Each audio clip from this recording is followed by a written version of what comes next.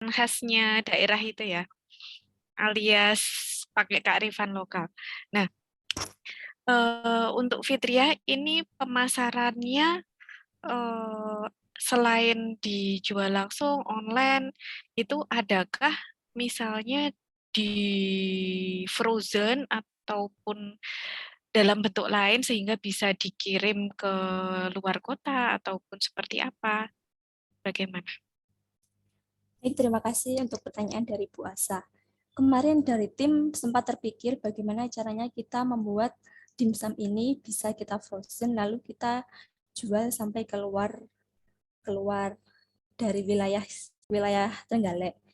Itu mungkin itu Bu. Terus juga kita mempunyai akun Instagram dan juga kita akan secara up to date untuk mengupload video di akun TikTok kami tentang bagaimana perkembangan dari produk kami. Nanti jika suatu saat kami bisa mengembangkan menjadi makanan frozen, insya Allah akan dikirim ke luar kota. Seperti itu, Bu. Oke, terima kasih. Berarti masih dalam apa namanya tahap pengembangan yang selanjutnya ya, gitu ataupun rencana pengembangan yang selanjutnya mungkin mau dibuat frozen seperti itu ya, karena kan dimsum itu kan favoritnya banyak orang. Alangkah sayangnya kalau hanya dijual di sekitar aja seperti itu. Terima kasih tadi jawabannya sudah jelas. Saya kembalikan ke moderator. Baik, Bu. Terima kasih. Baik, untuk peserta Dimsum Huha, Kak Fitria, terima kasih atas presentasinya. Setelah ini saya persilahkan untuk keluar dari Zoom. Jangan lupa untuk kembali lagi pukul 12 nanti dengan link yang sudah tersedia. Sekali lagi saya persilahkan untuk keluar dari Zoom.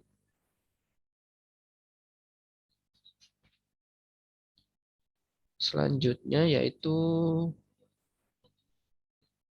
untuk kelompok B, Bitrefs.id.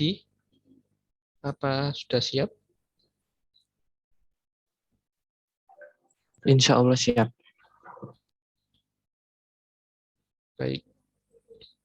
Bisa presentasi selama 5 menit. Bisa dimulai dari sekarang. Sebelumnya, Assalamualaikum warahmatullahi wabarakatuh. Terima kasih atas waktunya. Di sini saya perwakilan dari kelompok bitris.id ingin mempresentasikan mengenai BMC yang sudah kami susun.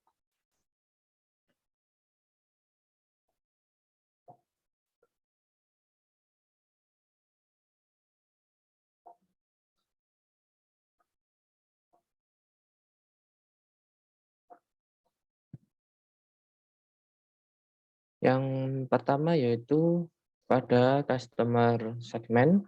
Di sini kami memiliki customer segment itu pada target pertama yaitu di usia remaja hingga dewasa yang terdiri dari siswa-siswi SMP hingga orang dewasa yang bekerja. Kenapa kita memilih di segmen ini? Karena pada usia-usia tersebut itu lebih memikirkan fashion itu penting untuk penampilannya. Nah, untuk target kedua yaitu wirausahawan atau retailer. Di sini kami juga menyediakan untuk reseller.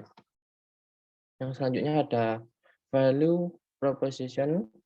Di sini kami menyediakan produk berupa jaket, kaos, dan hoodie yang disablonkan dengan motif budaya Nusantara yang kekinian dan juga memiliki kelebihan yaitu motifnya itu dapat di custom.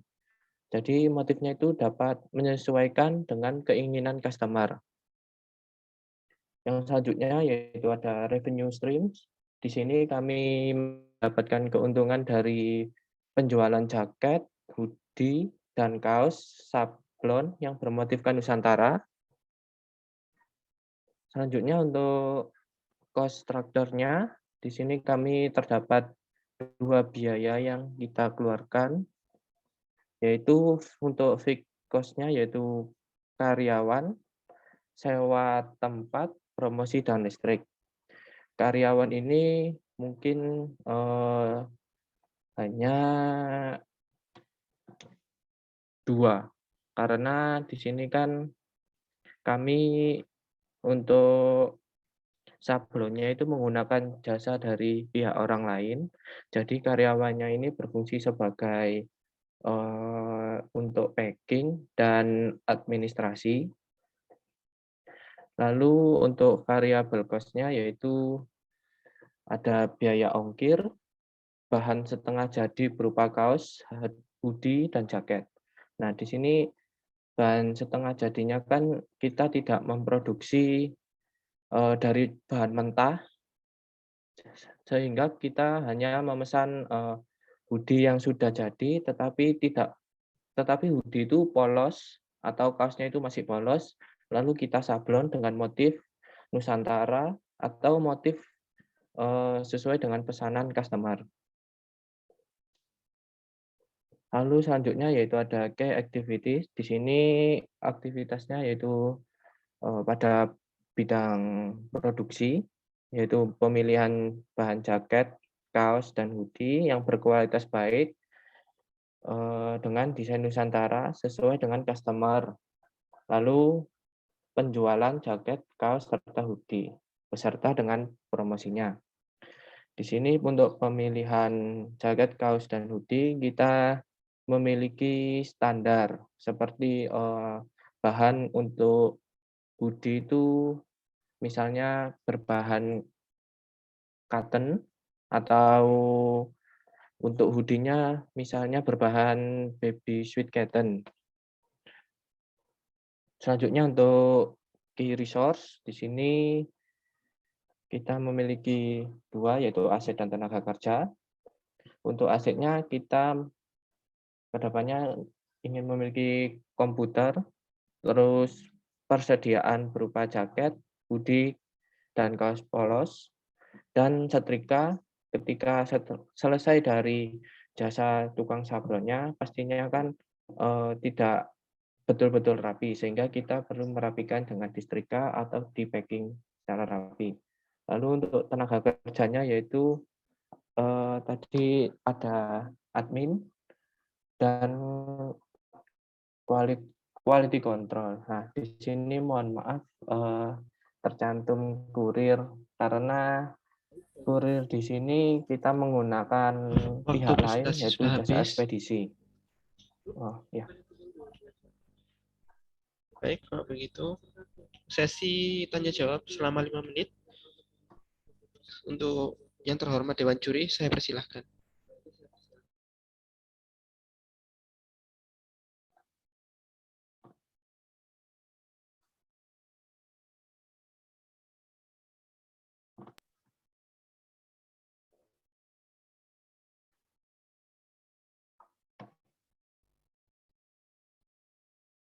Oke, saya duluan aja ya Bu Adel, permisi.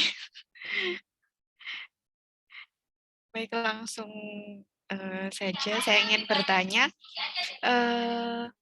Untuk tadi kan bilangnya gambarnya nanti kan bisa Nusantara ya, Iya. seperti itu. Nusantara kekinian dan dapat custom. Untuk apa namanya, sablonnya, kemudian kainnya, itu nanti rencananya ada grade-grade-nya atau tidak? Atau kamu hanya punya satu standar aja gitu? Untuk rencananya itu kita terdapat grade-grade-nya. Itu jadi kita itu memilih bahan yang sesuai dengan standar kita, begitu Bu. Kemudian ini untuk konveksinya berarti kamu masih pakai pihak lain berarti ya? Iya Bu, kita cuman mendatangkan bahan setengah jadi berupa kaos, hoodie, dan jaket tadi, lalu kita serahkan ke pihak tukang sablon dan kita berikan motif-motif dengan yang kita edit atau bisa customer yang mengcustom sesuai keinginannya. Nanti dari tukang sablon dikirim ke kita lalu kita distribusikan ke customer, Bu. Gitu. Selain tadi bermotifkan Nusantara, kekinian dan yang lain-lain, apa sih yang membedakan eh, bisnis kamu ini dengan bisnis-bisnis konveksi yang lain ataupun custom pakaian yang lain? Yang membedakan yaitu di sini kita itu terdapat satu layanan yang cukup unik yaitu motifnya itu dapat di-custom. Kan di luar sana itu banyak yang barangnya itu langsung jadi. Lalu juga bisa di-custom juga, tetapi itu hanya harus memesan banyak unit. Nah, di kita itu untuk minimal pemesanannya itu bisa tidak banyak-banyak. Seperti itu, Bu. Oke, terima kasih.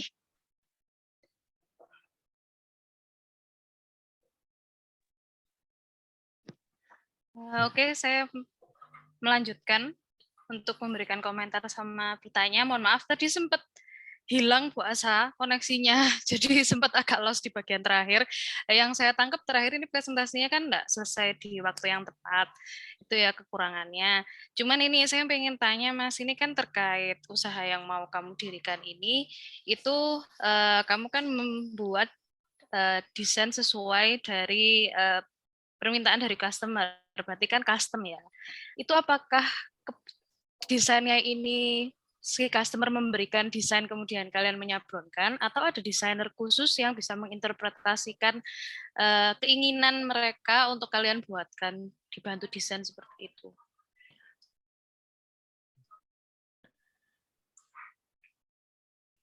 Untuk desainnya itu keduanya bisa. Jadi kita juga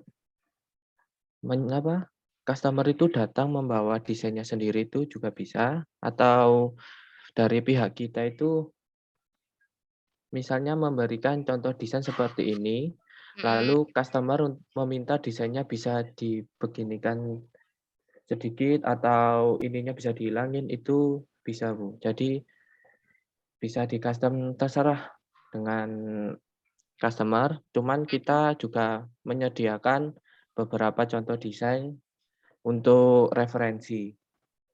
Oh gitu. Oke, untuk yang desain sesuai referensi itu apakah modelnya kayak identitasmu, modelnya kayak ya itu memang desain yang buat hanya kalian sendiri? Kepikiran nggak seperti itu? Atau ya kamu sediakan desain aja, entah googling dan lain sebagainya? Oh. Ya, Bu, untuk desainnya itu kita buat sendiri. Tadi Buat ini sendiri. berhubung waktunya tidak cukup, jadi saya belum sempat tampilkan contoh desain yang sudah kita Buat. prototipenya. Oke. Mungkin saran ya Mas, ini karena kan desainernya ternyata ada sendiri. Saran saya di key resources-nya itu ditampilkan. Jadi ada desainernya juga di situ karena tenaga kerjamu hanya admin, kurir, dan quality control. Seperti itu. Ya. Oke, terima Ya, kasih. Bu. Saya kembalikan ke moderator. Sukses buat Bitrefs. Baik, Bu. Terima kasih banyak. Ya.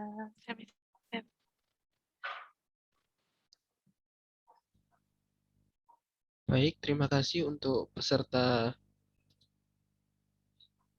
bitrefs.id. Setelah ini saya persilakan untuk keluar dari room Zoom ini. Setelah itu dapat kembali lagi pukul 12 nanti dengan link yang ada seperti di grup WhatsApp. Sekali lagi saya persilakan untuk keluar dari room. Baik, terima kasih banyak. Mohon maaf jika ada kekurangannya. Selanjutnya yaitu untuk kelompok Tara Tahu Derana. Apa sudah siap?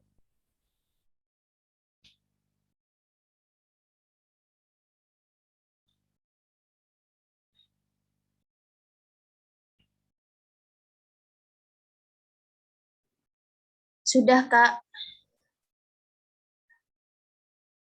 Baik, waktu presentasi selama 5 menit saya persilahkan.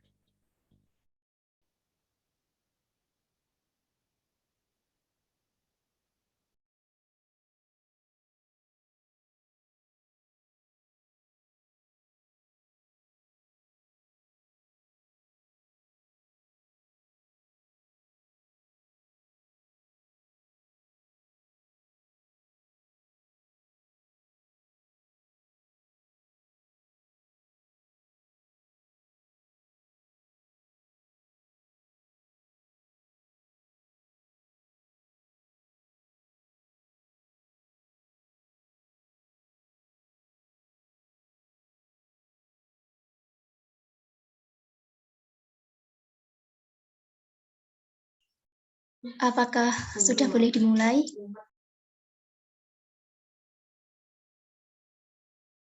Oh ya, silakan. Assalamualaikum warahmatullahi wabarakatuh. Salam sejahtera bagi kita semua. Yang terhormat Dewan Juri Entrepreneur Day dan Panitia Entrepreneur Day.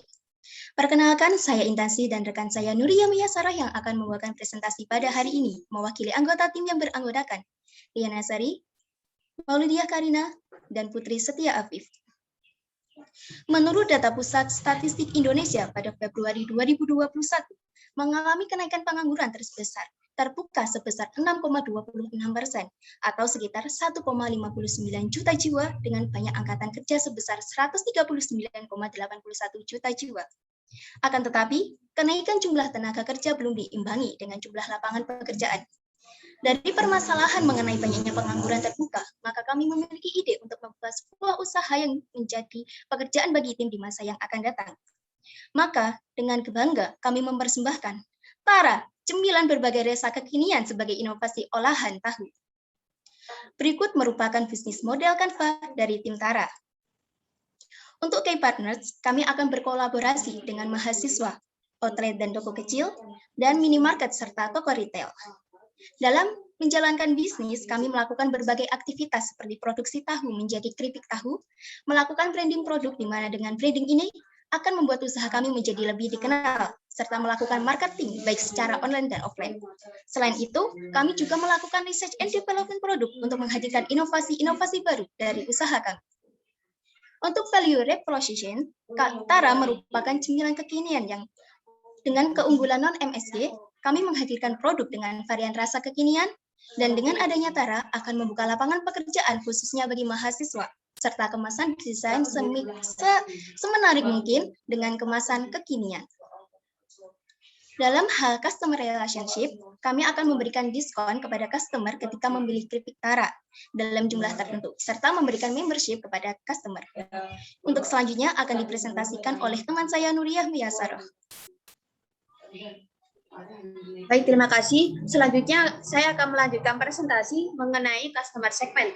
Padahal yang menjadi sasaran utama dari customer kami yaitu mahasiswa dan pelajar di Kota Malang. Akan tetapi kami juga tidak menutup kemungkinan untuk menerima pesanan dari luar Kota Malang karena bisnis kami akan berjalan secara online dan offline. Selanjutnya adalah key resource. Di sini adalah beberapa sumber daya penting yang akan kami gunakan sebagai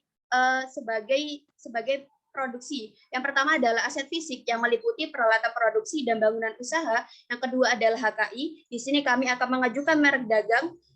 Selanjutnya juga ada database dan informasi rahasia perusahaan, misalnya adalah formula produk, dan yang terakhir adalah human atau tenaga kerja. Akan tapi untuk sementara ini kami akan memanfaatkan tenaga kerja dari tim kami. Selanjutnya jika permintaan produk kami mengalami peningkatan yang signifikan, kami akan memanfaatkan masyarakat sebagai tenaga kerja kami. Selanjutnya adalah channel. Channel di sini adalah beberapa strategi yang akan kami gunakan untuk media marketing dari produk kami. Yang pertama, kami akan menggunakan media sosial, selanjutnya web, dan kami juga akan membuka toko online di marketplace. Yang kedua adalah direct sell. Jadi kami juga akan melakukan penjualan secara langsung dengan customer, dan kami juga akan membuka reseller kepada mahasiswa, mengingat di sini menjadi value proposition kami adalah membuka lapangan pekerjaan terutama bagi mahasiswa. Yang ketiga adalah partnership. Jadi di sini kami akan menjalin kerjasama dengan komunitas atau bisnis partner. Dan yang terakhir adalah sistem konsinyasi. Di sini kami akan melakukan kerjasama dengan beberapa toko offline melalui penitipan produk kami, misalnya supermarket, toko swalayan, dan sejenisnya. Kemudian adalah cost structure. Adapun beberapa biaya yang kami gunakan mulai dari proses produksi hingga finalisasi produk, yaitu meliputi biaya produksi, biaya pemasaran, desain dan kemasan, biaya pengiriman, hingga biaya perawatan. Dan yang terakhir adalah revenue stream.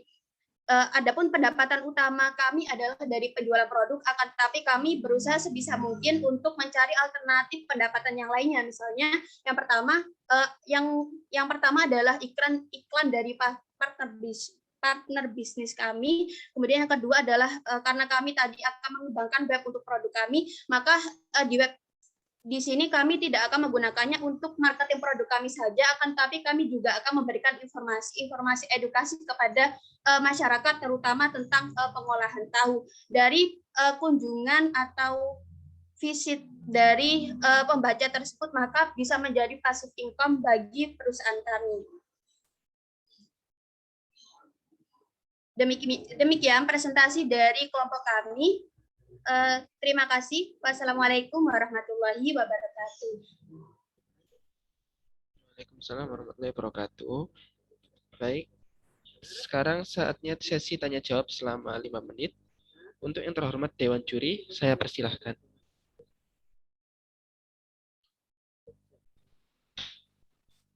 Ya, terima kasih Mas Moderator.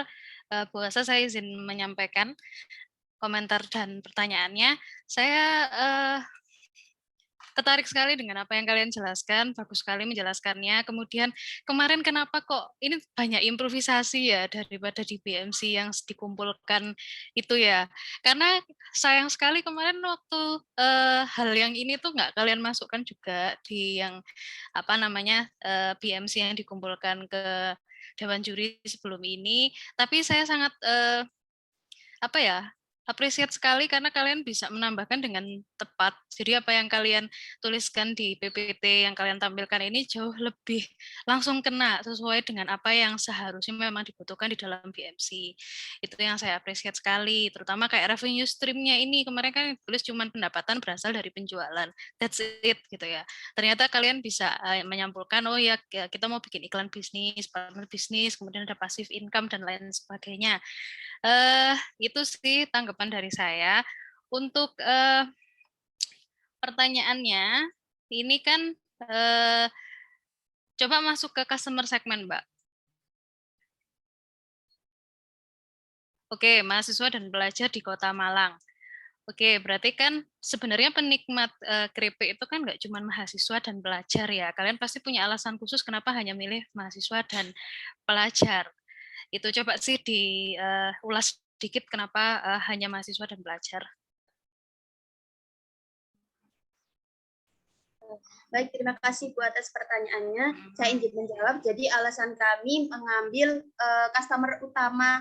customer yang menjadi sasaran utama kami adalah mahasiswa dan pelajar di Kota Malang, karena keripik ini menjadi camilan yang memang cukup digemari oleh masyarakat, akan tetapi yang sangat menggemarinya sebagian besar adalah generasi muda. Selain itu kami juga melihat dari segi penjualan kami secara langsung, yaitu kami lebih mudah menjangkau kepada mahasiswa. Dalam hal ini kami akan melakukan penjualan secara langsung di kampus dan memberikan reseller kepada mahasiswa dan pelajar, sehingga dari situ yang menjadi acuan dari customer segment kami, Bu.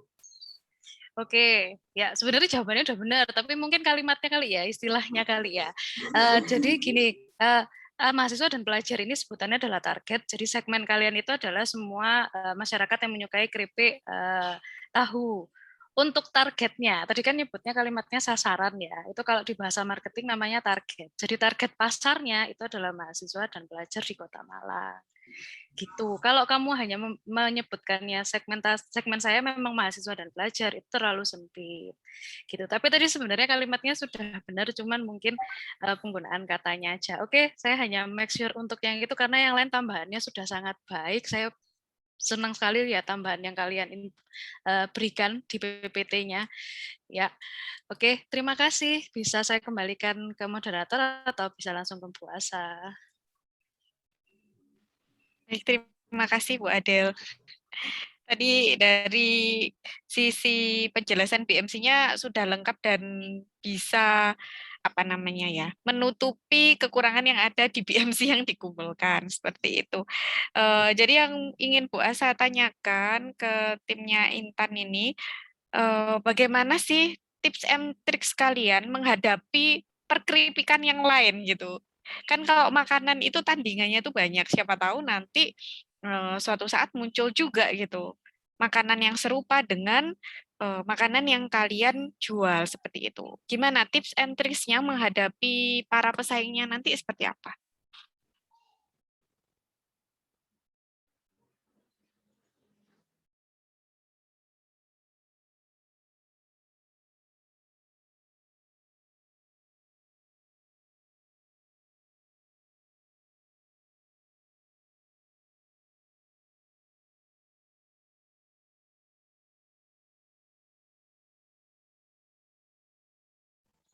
Mohon maaf Nuria, masih di mute punya Esaman.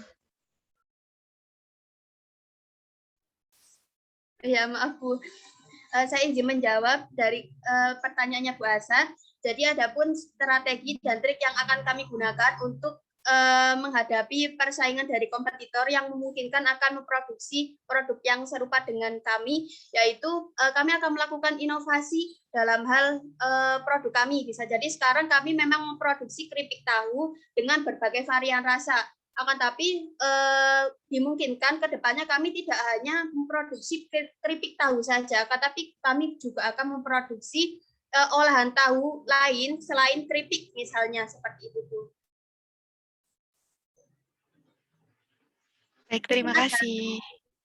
Oke, saya kembalikan ke moderator.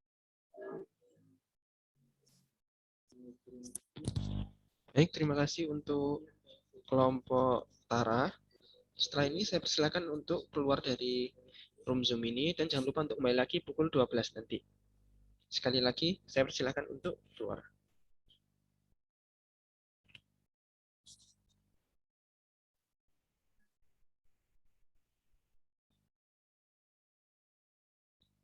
Baik, untuk kelompok selanjutnya yaitu Akfa Rumah Rempah. Apa sudah siap? Insya Allah siap. Untuk peserta Tara, kelompok Tara, tolong share screen-nya ditutup.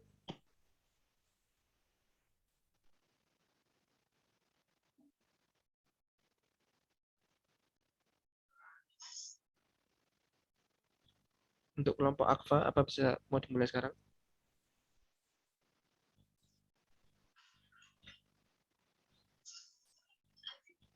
Oke, apakah sudah terlihat screen saya? Sudah terlihat. Oke, baiklah. Oke, Assalamualaikum warahmatullahi wabarakatuh. Sebelumnya perkenalkan kami dari Akfa Rumah Rempah, perwakilan dari Akfa Rumah Rempah. Yang pertama saya, Alvin Fikri, lalu rekan saya, yakni Abia Fauzia. Dan sebelumnya kami minta maaf tadi kami belum bisa yang pertama untuk presentasi dan tidak bisa on cam karena masih ada kegiatan lain di sekolah. Oke, jadi sebelum ke BMC atau Business Model Canvas kami, yang pertama kami akan menjelaskan tentang apa sih Akfa Rumah Rempah itu, serta kami bergerak di bidang apa. Nah, untuk Akfa Rumah Rempah sendiri, ya ini merupakan sebuah produk minuman jamu tradisional yang dalam bentuk bubuk instan yang bergerak di bidang industri herbal dan minuman berkaitan dengan kesehatan. Nah, latar belakang kami menciptakan atau mendirikan perusahaan rumah rempah sendiri ini karena kondisi pandemi COVID-19 ini yang membutuhkan kekebalan tubuh untuk masyarakat Indonesia khususnya. Jadi kami mendirikan Akfa Rumah Rempah ini untuk dapat membantu menjaga ketahanan tubuh masyarakat Indonesia. Nah, Alfa Rumah Rempah memiliki 5 varian rasa bubuk jamu, antaranya yang antara lain pertama kunyit putih, kunyit oranye, jahe merah, jahe emprit, serta temulawak. Nah, produk bubuk jamu oleh Alfa Rumah Rempah ini dapat bertahan hingga lebih dari kurun waktu 5 bulan tanpa adanya bau yang menyengat. Lalu harga produk bubuk yang kami berikan kepada customer juga sangatlah terjangkau. Oke, mungkin seperti itu. Lalu bisa saya silakan teman saya untuk menjelaskan bisnis model kanvas. Terima kasih sebelumnya. Perkenalkan, nama saya Akvia Faziatul Ulfa. Di sini saya akan menjelaskan tentang BMC. Yang pertama adalah Key Partner. Jadi Key Partner di sini ada supplier bahan, percetaan, sosial media, e-commerce, e-wallet, toko kelontong, debat jamu, dan supermarket. Kemudian key activity-nya kita dapat menghasilkan produk itu yang telah dijelaskan teman saya, kunyit putih, kunyit kuning, jahe merah, jahe emprit, dan temulawak. Selanjutnya adalah key result-nya, kita pasti membutuhkan mesin giling jamu, toko pemasaran, kendaraan untuk operasional, dan aplikasi dari perusahaan kami. Kemudian value proposition-nya brand kita berkualitas dan praktis, kemudian harganya terjangkau, dan bisa pembayaran kita bisa melalui cash, bank transfer, dompet digital, dan melalui e-commerce. Kemudian packing dari produk kami adalah menarik dan elegan. Tentunya sudah menarik untuk para customer. Kemudian materialnya 100% dari bahan alami, yaitu rempah-rempah pilihan. Kemudian platform yang kami sediakan adalah sosial media dan toko yang pastinya mudah diakses. Kemudian customer relationship-nya, yang pertama adalah personal assistant. Jadi di sini kita tidak membatasi customer untuk berkomunikasi sama pemilik atau admin dari Alfa Rumah Rempah. Kemudian ada card member reseller dan customer yang fungsinya untuk reseller dari para customer mendapatkan potongan harga sesuai dengan ketentuan dari perusahaan. Kemudian kita juga terdapat platform online. Yang keempat adalah customer service. Yang selanjutnya adalah channel. Channel di sini media sosial, toko dan perusahaan startup, dan kita menyebar pamflet. Kemudian customer segmennya semua masyarakat, yaitu anak-anak di atas 5 tahun, kemudian remaja dan orang tua, dan yang paling penting adalah para pebisnis muda lainnya. Selanjutnya, cost structure-nya kita adalah yang pertama, pembuatan produk, pembuatan website dari toko, yang ketiga adalah pemeliharaan dan perawatan alat produksi, dan yang keempat iklan, kelima keamanan dan retribusi, dan yang keenam adalah cadangan. Yang terakhir adalah review stream-nya adalah modal pendapatan dari perusahaan ini, yaitu kegiatan pendapatan dialihkan dana dengan menggunakan sistem transaksi dalam sekali pembayaran oleh pelanggan. Sekian yang dapat kami sampaikan tentang BMC dari Alfa Rumah Rempah. Terima kasih. Wassalamualaikum warahmatullahi wabarakatuh. Waalaikumsalam warahmatullahi wabarakatuh. Terima kasih untuk kelompok Alfa Rumah Rempah. Sekarang yaitu sesi tanya jawab selama 5 menit. Yang terhormat Dewan Juri, saya persilahkan.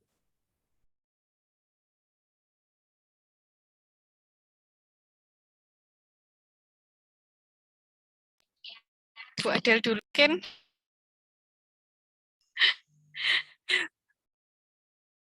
Ya, baik, Bu Asa.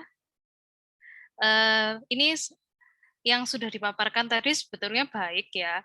Cuman ada beberapa yang saya sayangkan karena di posternya itu, menurut saya di posternya jauh lebih jelas daripada di BMC-nya. Salah satu contohnya adalah gini, channels. Oke, channels kita ada sosial media, toko, dan perusahaan startup serta pamflet ya. Nah, padahal di posternya itu disebutkan kalau mau masarkan itu ada di e-commerce juga. Modelnya seperti itu. Lah itu tuh enggak muncul di sini gitu. Itu yang mau saya tanggepin karena kan masuk di key partners ya, e-commerce ya, padahal juga dia termasuk channels juga e-commerce itu. Mungkin bisa langsung disebutkan. Justru kalau misalnya kelompok penyaji bisa menyebutkan dengan detail di channels itu malah lebih baik. Oke. Yang saya tanyakan adalah ini kan ada bubuk jamunya macam-macam ya. Ada bubuk jamunya macam-macam. Itu dari 5 jamu instan yang kalian bikin, kira-kira value proposition dari produk manakah yang menjadi keunggulan kalian? Apakah kelimanya ataukah ada salah satu yang ingin kalian jadikan sebagai ya itu brand identity-mu tentang itu gitu loh, produk itu yang mana? Itu pertanyaan dari saya. Terima kasih. Terima kasih sebelumnya, Bu. Jadi saya mau konfirmasi yang di channel itu perusahaan startup, maksudnya juga pada e-commerce begitu. Kemudian keunggulan dari 5 produk ini yang kami ingin unggulkan adalah kunyit putih dan jahe merahnya. Seperti itu. Kenapa kok milihnya kunyit putih sama jahe merah? Karena di masa pandemi ini seperti gini, Bu. Kunyit putih ini efek untuk penyembuhan orang, saya udah pernah kayak bukan survei sih, pengalaman sendiri dari keluarga juga, itu kunyit putih itu membantu banget ketika orang yang terkena COVID gitu. Misalnya sakit yang berarti based on experience ya, ya, learning-nya ya dari situ ya. Oke, ya. oke. Lalu Dan juga kunyit putih sama jahe merah ini juga udah udah terbukti juga dapat menyembuhkan berbagai penyakit yang ada gitu, Bu. Jadi walaupun prosesnya itu kan namanya juga herbal, prosesnya pasti bertahap gitu. Oke, kunyit putih sama jahe merah. Oke, alasan yang cukup make sense. Ini kan kalau misalnya kita ketahui sekarang saya ketik nih jamu di e-commerce itu kan pasti banyak ya.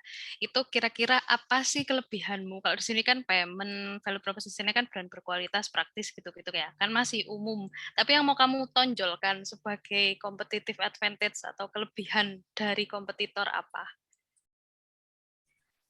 Baik, terima kasih.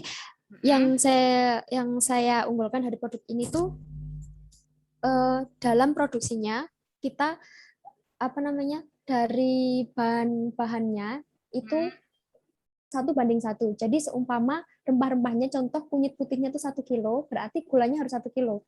Karena kan ada juga biasa kompetitor lain itu memproduksi kunyit putihnya hanya 0,5 kilo, tapi memperbanyak di gulanya, biar menjadi kristal, biar menjadi instan itu.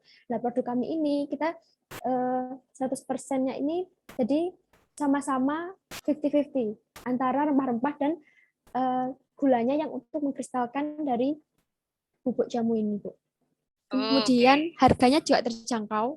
Kalau saya lihat di e-commerce lain tuh emang banyak yang murah, tapi kadang juga pernah coba beli juga tuh rasanya kurang, dari rempah-rempahnya tuh kurang ada gitu.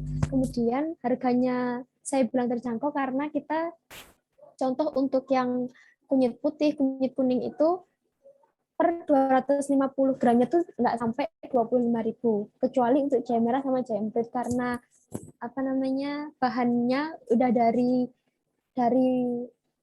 pemasoknya atau supplier bahannya udah lumayan mahal untuk jahe merah sama jahe emprit itu, Bu. Oke, terima kasih. Berarti kelompok ini mempertahankan kualitas ya? Iya, Bu. Secara nggak langsung, oke. Oke, ya sudah, terima kasih atas jawabannya. Saya berikan langsung ke Bu Asa. Terima kasih Bu Adel. Untuk tim Akfa ini Bu Asa nggak ingin bertanya sih, cuma pengen ngasih saran aja. Ini kebetulan teman saya juga ada yang berbisnis seperti ini, dengan kelebihannya dari produknya itu limbahnya atau ampasnya itu bisa buat masak Bu Adel, kayak bumbu kuning seperti itu loh. Jadi minumnya jamunya itu disaring dulu, kemudian ampasnya itu bisa digunakan lagi untuk masker, untuk memasak, dan untuk yang lain-lain. Nah, mungkin saran saja nanti untuk tim ini mungkin ada keunggulan-keunggulan yang lain selain manfaat untuk tubuh gitu. Kalau jamu, setahu saya ini jamu instan, walaupun instan itu biasanya kan ada ampasnya yang di bawah itu yang tidak boleh diminum ya. Jadi diminum yang beningnya aja gitu. Nah, itu mungkin bisa nanti dijadikan keunggulan yang lain dari ampasnya atau limbahnya atau apa, itu bisa untuk sesuatu yang lain gitu, yang digunakan selain untuk diminum. Seperti itu aja sih, saran aja gitu. Terima kasih. Iya, terima kasih Bu Asa dan Bu Adel. Terima kasih Bu. Untuk Dewan Juri, apa tidak ada pertanyaan lagi? Dari saya cukup itu tadi, Mas Yahya, kasih saran aja. Baik, terima kasih Ibu. Untuk kelompok Akfa, terima kasih sudah atas presentasinya. Setelah ini saya persilakan untuk meninggalkan room dan jangan lupa kembali lagi pukul 12 nanti dengan link yang sudah tersedia di grup WhatsApp. Sekali lagi saya persilakan untuk keluar. Siap Mas, kami dari kelompok Akfa Rumah Rempah mohon undur diri. Assalamualaikum warahmatullahi wabarakatuh. Waalaikumsalam. Waalaikumsalam warahmatullahi wabarakatuh. Sukses untuk Akfa Rumah Rempah. Ya Bu, Iya terima Bu, kasih. terima kasih. Baik, untuk dosen juri, alhamdulillah pagi ini sudah ada 7 kelompok yang presentasi. Seharusnya ada 10, tetapi 3 kelompok izin karena lagi PKL. Itu kelompok CV Indopai, CV Klediatama sama B-Marking, Digital Marketing Agency. Itu kalau gitu gimana Bu Asa?